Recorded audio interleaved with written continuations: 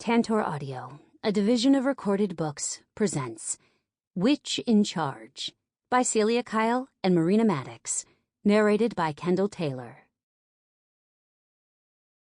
1. That should just about do it. Kelly Holloway hung the last of her streamers from her favorite gargoyle's horns in her boss's office. Rubbing the last scrap of tape in place on the top of its stone head, she leaned back to admire her handiwork. Thanks to the drink she'd already tossed back, she had a steady hand on the desk as she snickered at herself for getting more than a bit tipsy before the party really got started. But since it was a baby shower, and her boss certainly wouldn't be indulging, Kelly liked to think she was drinking for two, which was as good an excuse as any. "You know what sucks?" she asked the gargoyle, blowing a handful of confetti in its face. "We won't get quality time like this anymore. Cora's going on maternity leave, so you know what that means, right?" The grotesque stone face remained as silent as ever, its gaping, fanged mouth choked with multicolored bits of paper. "That's right," she said, patting its cheek affectionately. "No more unpaid internship for me. The year I've spent here has been great, and I'm going to miss your ugly face, but it's time for me to move on." She heaved a sigh and took another hearty drink from her plastic cup, coughing against the back of her hand as the strong booze burned the back of her tongue. "That's so good," she rasped. "Anyway, no internship, no class credit, no other cross U diploma for me. So, that's fun." She studied the bulbous, furious features staring sightlessly back at her while the booze warmed her from the inside out. "You're the perfect man, you know that, don't you? You listen and never say a damn thing back. No advice, no questions, no judgment, just pure, unadulterated listening. If only you were easier on the eyes." She laughed again and polished off her drink. "I'd better enjoy this while I can," she said, gazing ruefully into the bottom of her cup. "Cora found a new internship for me. Did I tell you about this?" The gargoyle just stared. That's why she liked him. "No answer, huh?" She kissed his cheek, then spit a few pink and yellow flecks of paper off her lips. "The new gig is at night. Ugh, how am I supposed to have any kind of social life? Not that it's been much lately, but still." That wasn't entirely true. Just a few days earlier, she'd turned 25, and that celebration had turned into a rolling party, which is to say it had been hard to get hungover because she and her close friends just woke up and started drinking again. The baby shower was just around the corner, right? Why not just roll one party into the next? It wasn't always Kelly's style to go on a multi-day rager like that, but it wasn't entirely out of character either. Still, she found the long nights took more of a toll than they used to. "You know what you really need?" she asked her inanimate companion, shaking off the little jag of boozy melancholy. She raised a palm full of red glitter and held it in front of granite eyes, letting out a wicked little giggle as she did. "I know you're not planning to blow glitter all over my office, Miss Holloway." Cora leaned against the doorframe to her office, and Kelly hid the palmful of trouble behind her back. Cora only addressed her as Miss Holloway when she meant business. "Maybe?" She fired an innocent, toothy grin at her very pregnant boss. "Huh, Cora wagged her finger, barely suppressing a smile over her mischievous intern's antics. "You know that stuff never comes out. There's no spell strong enough to get glitter cleaned up. If you blow that around in here, I'll be finding it when this little devil is studying at OCU." She rubbed a palm on her stomach, and Kelly marveled at how Cora glowed at the mere mention of the baby. The woman had always been ravishing, but there was a new shine to her that anybody could see. "Fine," Kelly said guiltily, dusting her hands off into her empty cup. 1,000 tiny flecks stuck to her fingers. She picked and scraped with her fingernails, only succeeding in getting little red flecks lodged beneath them. "Damn it, you're right. This shit is the worst. You knew that before you started." "Yeah." The young witch flashed that faux, innocent smile again. "It's not even the office I'm that worried about," Cora said, coming forward to look at the streamers hanging off her granite friend. "If I've told you once, I've told you 1,000 times. Gargoyles are people too. The last thing he'd want is to be covered with glitter and be unable to get it off. I guess. Kelly shrugged. At times, it seemed as if her boss was just a little too attached to the thing, considering how protective she was over a statue. Still, she had to admit, she had just been talking to the guy.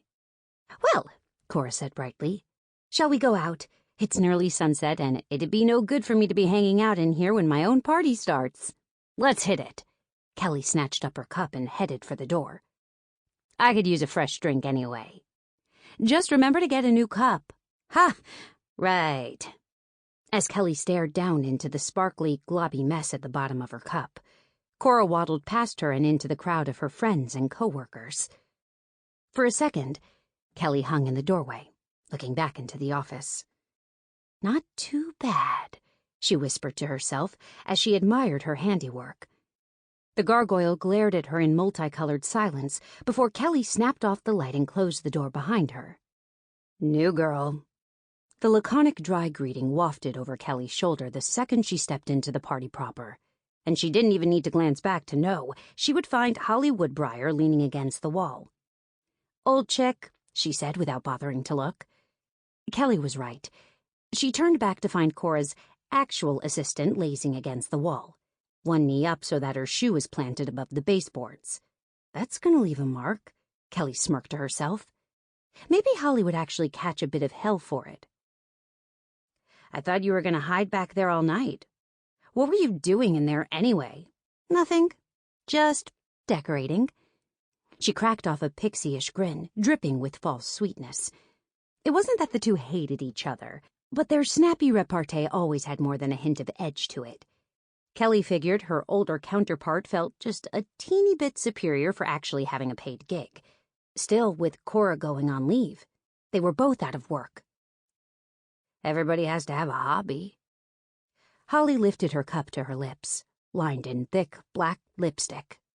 The sprite seemed to pride herself on a kind of calculated carelessness and leaned hard into a decidedly goth look. It's like she was dying to be something darker than a sprite and lived with a heavy chip on her delicate shoulder. You know what? Kelly had no idea where she was going next, and was saved from having to come up with the perfect quip just in time when she was essentially tackled to the floor by Ryan Glittermist. She should have seen it coming. It was her fairy friend's typical greeting.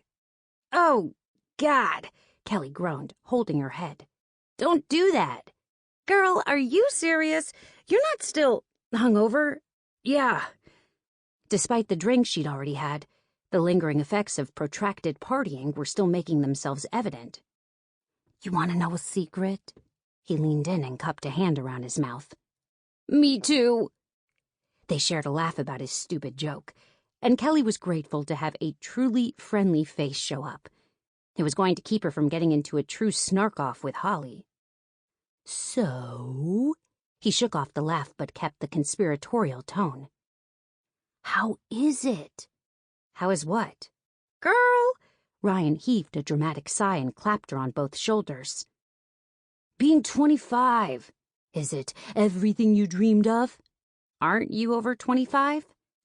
He simply waved off her question with a hand encrusted with rings. They sparkled with cheap green gems, which clashed gloriously with his electric orange shirt.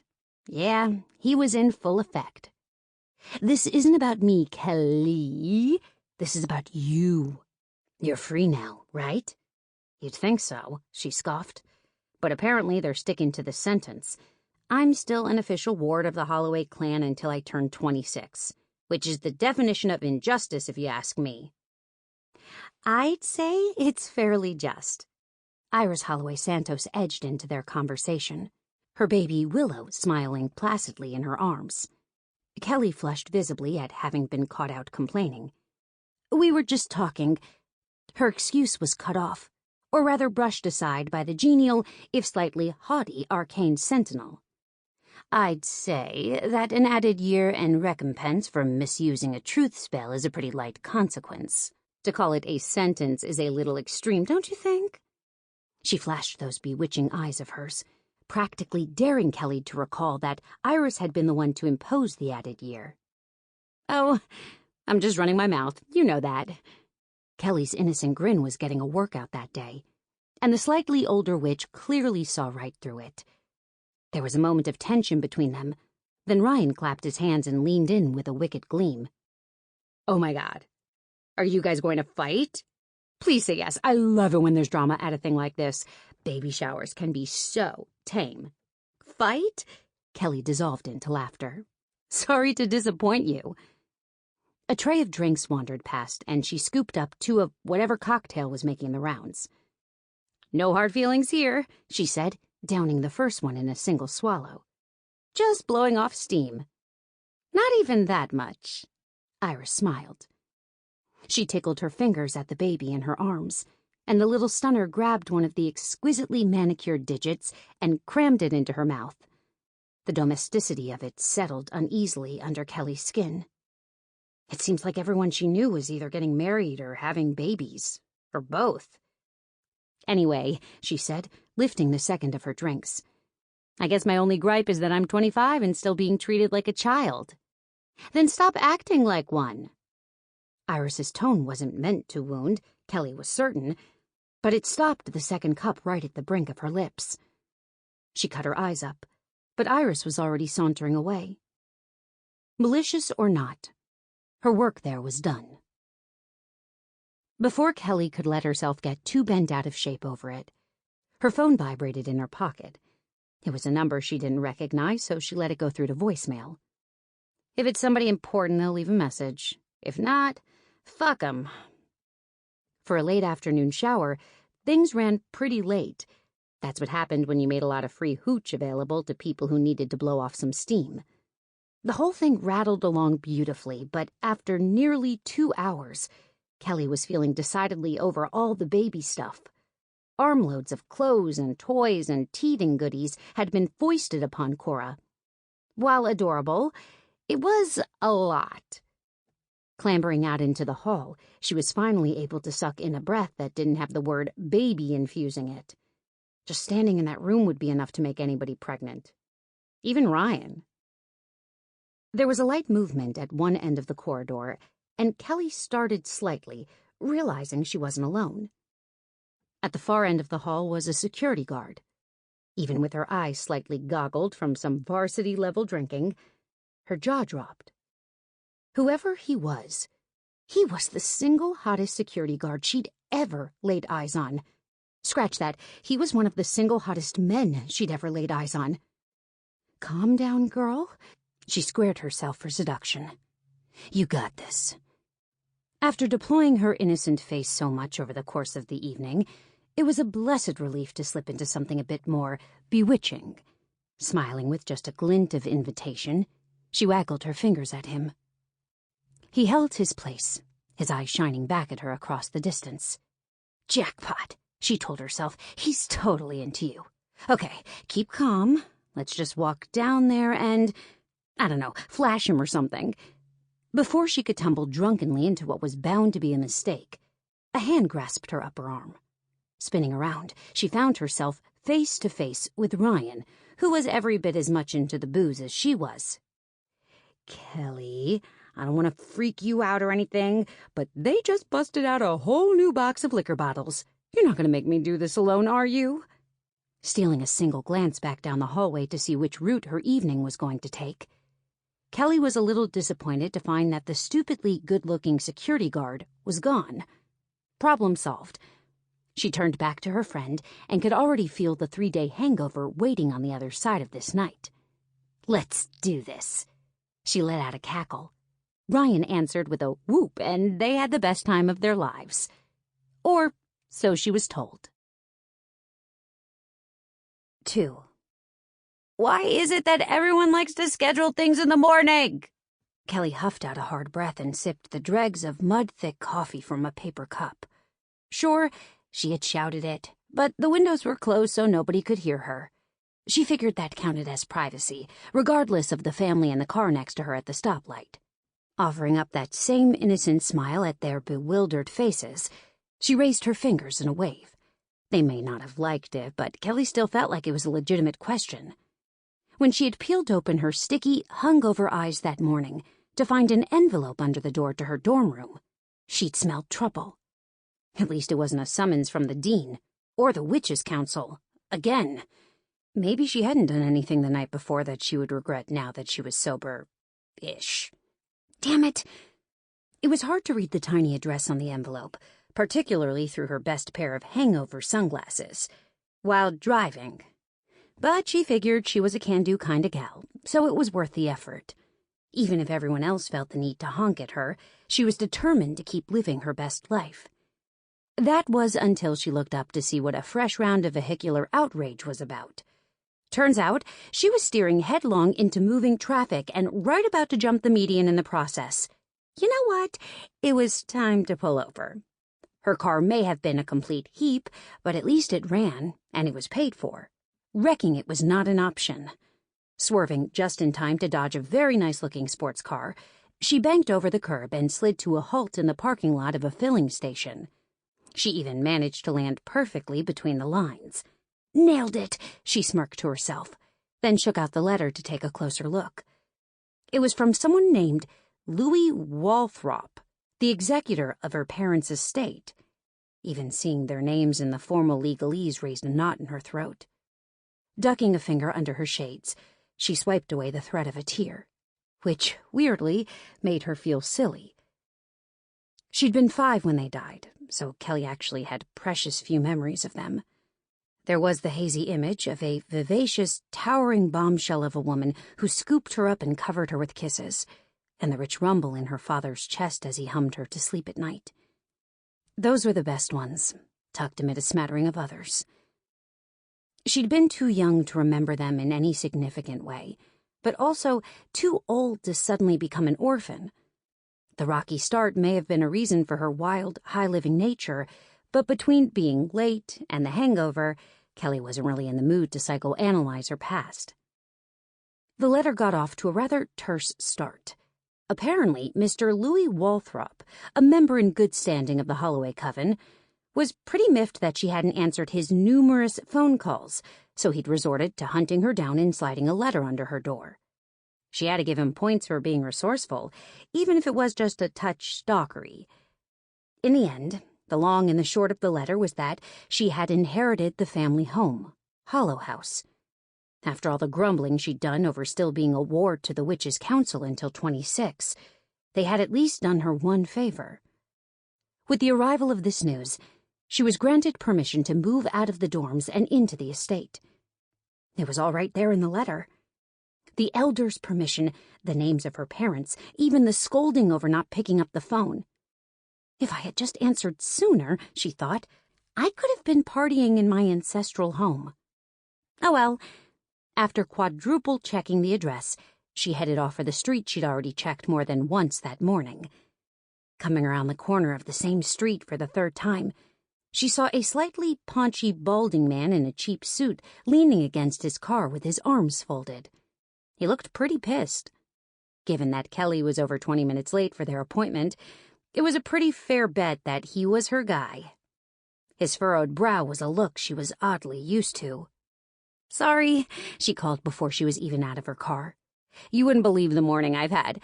She adjusted her sunglasses, hoping the cloudy sky wouldn't give away the queasy twinge the night before had left behind her eyes. Overcast days could be bright, too, right? "I'm sure it's nothing on the morning I've had, Miss Holloway." The brusque clip of his words settled uneasily into her already sour stomach. This was probably going to be a bad one. "Look," she said with a guilty sigh, "I get it. Oh, so you remember this place?" That got her attention. Maybe it wasn't about her being late after all. For once, someone's frustration might not directly be her fault. "What about it?" She kept her tone curious, lest this badger in a suit decide to make breakfast out of her after all.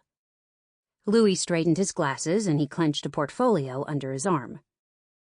"So you don't know," he said with a heavy sigh. "Hollow House is one of just a handful of sentient structures within Othercross." "Sentient? You mean haunted?" He sighed again. "No, Miss Holloway, not haunted. Sentient, meaning the house itself has a sort of consciousness." That was news to Kelly. "How is that even possible?" she asked, looking up at the dark, foreboding building with new appreciation. No one fully understands it, but the general idea is that the house has absorbed small amounts of magic from the centuries' worth of witches who've lived in it. Over the years, it's collected this magic and is able to use it as its own for its own purposes. Cool, she breathed. So can it, talk and stuff? No, it can't talk, Miss Holloway. It's still just a house. Then how do you know it's sentient? Louis snorted. The house has its way of letting its feelings be known. For example, I've been here for over an hour and it won't let me inside. It wouldn't even let me sit on the front steps to wait for you. Kelly was immensely curious how the house had stopped him. But he clearly wasn't as amused by the situation as she was, and she didn't want to piss off the man about to hand her the keys to her own home. Well, she said as brightly as she could, let's see what we can do. It's not going to keep me out, is it? Before Louis could answer, Kelly flipped her hair and trotted over to the front steps. The place was pretty ramshackle-looking, all told. The fading gables sported large, dark windows, which frowned down on the sidewalk, looking even more forbidding in the light of an overcast morning. The place was badly in need of a paint job, and in places the timber sagged. Still, as her foot settled on the first step with a satisfying creak, she knew she'd already made it farther than this bookish little executor had managed. Shooting a pixie-ish grin over her shoulder, she nodded her head in invitation. With an exaggerated sigh, he fell in step beside her. That wasn't so bad, she said as they arrived on the broad, leaf-speckled porch. Clearly unamused, Louis merely grunted. Undaunted, Kelly reached out a hand and tried the door. It was unlocked. In spite of the light throb in her temples, she felt like the day was starting to break in her favor. Pushing the door wide, she stepped across the threshold and into the home of her youth. Not that she remembered it. The door slammed hard behind her, and she spun around to see Louis' silhouette toss its arms in dismay through the curtained window. "Oh, come on," he grumbled, his words muffled by the heavy wooden door. "Are you serious?" Suppressing a chuckle, she turned the knob and pulled back the heavy door to see his lips tight in frustration. Wrinkling her nose in a cute smile, she shrugged again as if to say, "What can you do?" "It seems like the house doesn't like you very much." "Not just me," he grumbled. "While waiting for you to come of age, we've tried to keep the place rented to witches so it didn't fall into ruin. You see, the house needs witches living in it, or its stored magic will drain away and it will die, in a manner of speaking." "Well, from the looks of things, your plan worked out great." He looked at her blankly and elected to ignore her sarcasm. Holding the door so it wouldn't snap back on him again, she stepped aside so Louis could join her in the foyer. "Whoa," she said, looking around for the first time at her new residence. "It's really dark in here. Take off your sunglasses." "Oh, thanks." That did help, but only so much. An air of gloom hung around the place, which had the strange effect of making Kelly feel right at home. Maybe it was the hangover, but she found it difficult to quantify exactly what it was about the place that spoke to her. There certainly wasn't a bit about it that she remembered. "Let's start the tour upstairs." Together they edged up the wheezing steps, and little bits of her past began to filter back to her as he spoke. "There are 3 bedrooms up here, and you can pick which one you want to stay in. Your old one is on the left," she finished for him. "I thought you said you rented this place." "We've tried, but as you saw, the house can be temperamental. Evidently, it's been problematic when housing witches that aren't, well, you." "Really?" She was flattered. Despite being closed, a puff of wind roiled up from the window they stood by. The lace curtain fluttered up and came to rest around her shoulders. It felt somewhere between a cape and a hug. This rickety old place might be just the thing she needed in her life. "Yes," he said, disentangling her. "The place has absorbed untold quantities of magic from its occupants over the centuries. It's the coven's responsibility to always keep at least one witch in residence to keep it healthy." He opened the door to what had once been her room, and as Kelly stepped inside, a wave of nostalgia swallowed her. It had been painted, probably many times, but the walls rippled slightly, as if attempting to reject the new colors. As soon as she cast her eyes on the tiny, child-sized bed, The covers turned down, and the pillow fluffed itself. "Well," she said, barking out a laugh, "I guess the question of where I'm staying is settled." She looked up to the ceiling with a broad smile. "Thanks." It was hard to be certain, but she felt sure that one of the light fixtures winked at her. She appreciated the welcome from the house, but made a mental note to get her bed from her dorm later on. When they stepped back into the hallway, a wrinkle puckered the carpet, catching Louis's foot and sending him sprawling into a narrow table. He let out a yelp, but when he turned back, the carpet lay smooth. For the second time, Kelly found herself covering a laugh at the way her new home seemed to dislike the funny little man.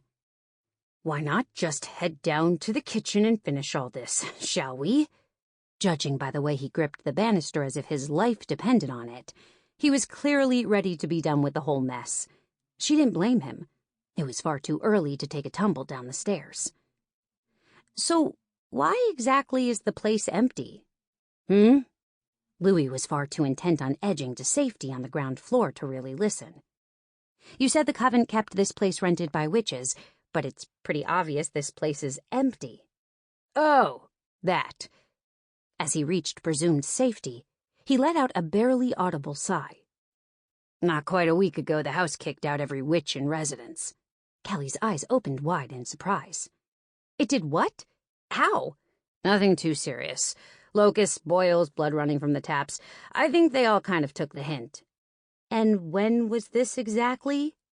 "The day you turned 25. "Interesting." They arrived in the kitchen, where an almost foot-high stack of papers awaited them on the table. Kelly was in no mood to go through contracts and quailed at the hours ahead with this pencil pusher explaining everything. "Now," Louis said, all business. "You're going to need roommates." He clapped his hand on top of the stack of what she realized were rental applications. She breathed a sigh of relief that he wasn't going to require her signature on every page. "I am?" "Mm-hmm."